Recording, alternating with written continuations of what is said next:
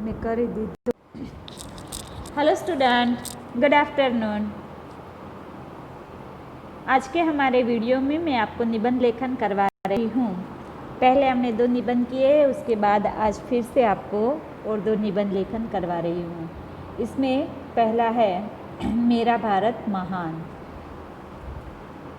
तो इनके अंदर आपको पहले उनका परिचय देना है, उनकी संस्कृति, लोग, आर्थिक स्थिति, उनका महत्व, सुवर्ण भूमि, भव्य इतिहास भारत का, फिर स्वाधीनता और उज्जवल भविष्य। ये सब कुछ आपके देश के बारे में आपको लिखना वो है, जो जिसका नाम है मेरा भारत महान, इस ऐसे का नाम है। तो जिसके स्वातंत्र संग्राम की अमर गाथा संसार के इतिहास में स्वर्ण अक्षर में लिखी गई है, ऐसा महान भारत हमारा देश है। नगाधिराज हिमालय इसके उत्तर में मुकुटमणि की तरह शोभायमान है। दक्षिण में हिंद महासागर इसके चरण प्रक्षालन कर रहा है, यानी उनके चरण धो रहे हैं। इस देश के पूर्व में बंगाल का उपसागर और पश्चिम में अरब सागर है। हमारे देश में गंगा, यमुना आदि नदियों की मधुमयी धाराएं निरंतर बहती रहती है। तो यहाँ पहले पैराग्राफ में हमारे देश की, भारत देश की गाथा लिखी गई है। भारत देश जो है उसके उत्तर भारत में, आप जानते हैं ना, हमारा देश बहुत महान है, पर उत्तर की ओर हिमालय है, वो मुकुटमणि की तरह शोभायमान है, और दक्षिण में हिंद महासागर है जो उनके चरण पखालता है, उनके चरण धोता है। और पूर्व के अंदर बंगाल का उपसागर है और पश्चिम में अरब सागर है। हमारे देश में गंगा, यमुना जैसी बहुत ही अच्छी नदियाँ, बड़ी और जिनका धार्मिक भी बहुत महत्व है, ऐसी नदियाँ बहती है। मधुमयी धाराएं उनकी निरंतर वहाँ बहती रहती है। आगे है, भारत की संस्कृति बहुत प्राचीन, भव्य और श्रेष्ठ है। संसार का आचार विचार, व्यापार व्यवहार, ज्ञान विज्ञान आदि की शिक्षा दीक्षा भारत से ही मिली है। क्षमा, उदारता और करुणा की त्रिवेणी इस देश में सबसे पहले बही है। संयम, त्याग, अहिंसा और विश्व बंधुत्व सदा भारतीय जीवन के आदर्श रहे हैं। तो हमारा जो ये भारत देश है ना, वो बहुत ही पुराना देश है, और सबसे पुराना देश भारत है ऐसा माना गया है। सबसे पहले भारत देश की कुछ हमें उनकी ये भी मिली है कि सबसे पुराना देश भारत देश है। तो भारत देश हमारा जो है वो बहुत प्राचीन है, उनके साथ साथ हमारा भारत देश है वो सर्वश्रेष्ठ भी है। सभी देशों में हमारा भारत देश है वो बहुत ही अच्छा देश है, श्रेष्ठ देश है, क्योंकि यहाँ के आचार विचार है, यहाँ का व्यापार व्यवहार है, ज्ञान विज्ञान है, शिक्षा आदि और देशों की क्षमता में हमारी बहुत ही बढ़िया है। और हमारे देश के अंदर क्षमा, उदारता और करुणा जैसे त्रिवेणी इस देश में सबसे पहले बही है, और साथ में संयम, त्याग और अहिंसा जैसे और विश्व बंधुत्व की भावना, ऐसे आदर्श हमारे देश में ही देखने को मिलते हैं, और देशों में ऐसी चीज़ें कम मिलती है। हमारा देश कभी सांप्रदायिक या संकुचित नहीं रहा, इसलिए इस देश में अनेक जातियाँ और धर्म पनपते हैं। अनेक प्रांत होते हुए भी समस्त भारत एक राष्ट्र है। संपूर्ण देश की बागडोर संघ सरकार के हाथ में है। भारतीय संस्कृति एवं जीवन दर्शन अनन्य एकरूपता है। कृषि प्रधान होते हुए भी वह औद्योगिक और व्यापारिक दृष्टि से अच्छी तरक्की कर रहा है। मुंबई, दिल्ली, चेन्नई, कोलकाता, अहमदाबाद आदि इसके औद्योगिक केंद्र है। अजंता की गुफाएं, दक्षिण के मंदिर, आगरे का ताजमहल, दिल्ली का कुतुब मीनार, सांची का स्तूप आदि कला के उत्तम नमूने इसी देश में है।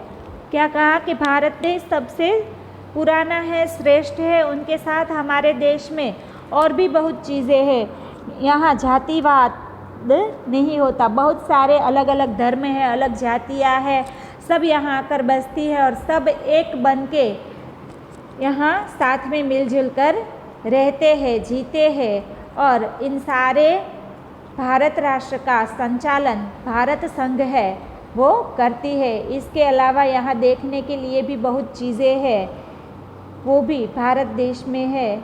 वो बहुत ही अच्छी और पुरानी और प्राचीन चीज़ें हैं जो देखने लायक है। फिर है हमारे देश में महान भगवान श्री राम कृष्ण, मर्यादा पुरुषोत्तम राम, भगवान श्री कृष्ण और करुणानिधि बुद्ध ने यहीं अवतार लिया था, यानी उनका जन्म है वो भारत में ही हुआ था। कबीर, नानक, नरसिंह, ज्ञानेश्वर, तुकाराम आदि भारत के महान संत थे। अशोक और चंद्रगुप्त, शिवाजी और राणा प्रताप जैसे नरवीर इसी देश में पैदा हुए थे। राष्ट्रपिता बापू, लौह पुरुष सरदार पटेल, वीर सुभाष और शांतिदूत जवाहर तथा लाल बहादुर शास्त्री जैसे नर रत्नों ने भारत माता की कीर्ति में चार चांद लगा दिए हैं। सीवी रामन, जगदीश चंद्र बोस जैसे वैज्ञानिकों तथा योगी अरविंद और विवेकानंद जैसे विचारकों के कारण भारत का मस्तक आज भी संसार में ऊंचा है। व्यास, वाल्मीकि, कालिदास, टैगोर जैसे महाकवियों ने विश्व प्रतिभाओं के बीच में स्थान पाया है। भारत के वेद ग्रंथों की गणना संसार के श्रेष्ठ एवं प्राचीनतम साहित्य में होती है। तो भारत है वो इसीलिए सर्वश्रेष्ठ बनता है सभी राष्ट्रों में, सभी देशों में। भारत है वो सबसे महान देश है, क्योंकि यहाँ जो भगवान मर्यादा पुरुषोत्तम राम, श्री कृष्ण और बुद्ध भगवान ने यहाँ जन्म लिया है। इनके साथ हमारे जो महान लोग हैं, हमारे जो महान राजा बन गए वो भी हमारे देश में थे। कबीर, नानक, नरसिंह, ज्ञानेश्वर, तुकाराम आदि महाभारत के महान संत भी यहाँ बने। फिर अशोक, चंद्रगुप्त, शिवाजी, राणा प्रताप, जैन नरवीर इस देश के पैदा हुए। ये सारे नर थे जो जैसे महान प्रतापी थे, वो सब हमारे ही देश के थे। फिर हमारे नेताओं राष्ट्रपिता बापू, लोहा पुरुष सरदार पटेल, वीर सुभाष चंद्र, शांतिदूत जवाहर, लाल बहादुर शास्त्री जैसे नेता भी हमारे ही देश में महान हुए। फिर सीवी रामन, जगदीश चंद्र बोस जैसे वैज्ञानिक हमारे यहाँ हुए। अरविंद और विवेकानंद जैसे संत भी हमारे देश में ही जो अच्छे विचारक थे, उनके विचार जो हमारे देश के लिए अच्छे थे वो भी भारत में ही बन गए। और महान कवियों भी हमारे देश में थे। वाल्मीकि, कालिदास, व्यास ऐसे महान कवि भी हमारे देश में ही बने, जैसे टैगोर भी थे। और हमारे देश के जो ग्रंथ है वो भी सबसे प्राचीन साहित्य है, उसकी गणना में आते हैं। अंग्रेजों ने भारत को वर्षों तक गुलाम बनाए रखा, लेकिन वे भारतवासियों के स्वतंत्रता प्रेम को दबा न सके। अंत में भारतवासियों ने अहिंसक राज्य क्रांति से पूर्ण स्वतंत्रता लेकर ही चैन की सांस ली। आज हमारा देश विश्व शांति और मानवता का प्रहरी है। इसका भूतकाल गौरवपूर्ण, वर्तमान प्रगतिशील और भविष्य उज्जवल है। इसलिए हमारा देश हमें प्राणों से भी अधिक प्यारा है। ये था एक निबंध जो मेरा भारत महान उनके बारे में थे। अब दूसरा है विज्ञान वरदान या अभिशाप। जो भी हम विज्ञान का उपयोग करते हैं, आज बहुत सारी सुविधाएं हमें मिली है, विज्ञान बहुत आगे बढ़ चुका है। तो ये विज्ञान है वो हमें हमारे जीवन में वरदान रूप है या अभिशाप है। तो सभी चीज़ों के कुछ न कुछ फ़ायदे और गैर फायदे होते ही है। वैसे विज्ञान के हमें बहुत सारे फ़ायदे भी है, उनके साथ कुछ उनके गैर फायदे भी है, पर वो उन फ़ायदों के सामने उनका इतना महत्व नहीं रहता। तो आगे हम इनके बारे में जानेंगे। आज का युग विज्ञान के आविष्कारों और सिद्धियों का युग है। बिजली की खोज विज्ञान की एक बहुत बड़ी सिद्धि है। बिजली आज हमारा भोजन पकाती है, कमरा बुघराती है, पंखा चलाती है, प्रकाश देती है। अनेक कल कारखाने उसी की शक्ति से चलते हैं। सचमुच बिजली का आविष्कार आज के युग में कल्पवृक्ष सिद्ध हुआ है। ये विज्ञान की जो शोध हुई उनमें बिजली की शोध है, वो तो हमारे लिए क्या है तो कि कल्पवृक्ष समान है। उनसे बहुत सारी चीज़ें, हमारा खाना पीना, हमारा राशन जो भी आता है, जो भी कुछ चीज़ें बनती है वो बाहर से बिजली की वजह से ही ज़्यादातर चलता है। हमारा कमरा है उनमें अंधेरा वो ही दूर करती है, पंखा चलाती है, प्रकाश देती है, हमारे कारखाने चलाती है। इसलिए बिजली हर जगह, बिना बिजली के कुछ काम ही नहीं होता आजकल। तो बिजली हमारे लिए अब बहुत ही आवश्यक हो गई है, इसलिए उनको कल्पवृक्ष के समान माना गया है। विज्ञान के यातायात संबंधी आविष्कारों ने विश्व को एकदम छोटा बना दिया है। रेल, मोटर, जलपोत और हवाई जहाज़ों के ज़रिए आज हम सैकड़ों किलोमीटर की यात्रा बात ही बात में पूरी कर सकते हैं। समाचार या संवाद वहन संबंधी वैज्ञानिक आविष्कार भी अद्भुत है। टेलीफोन की करामत किसके पीछे है?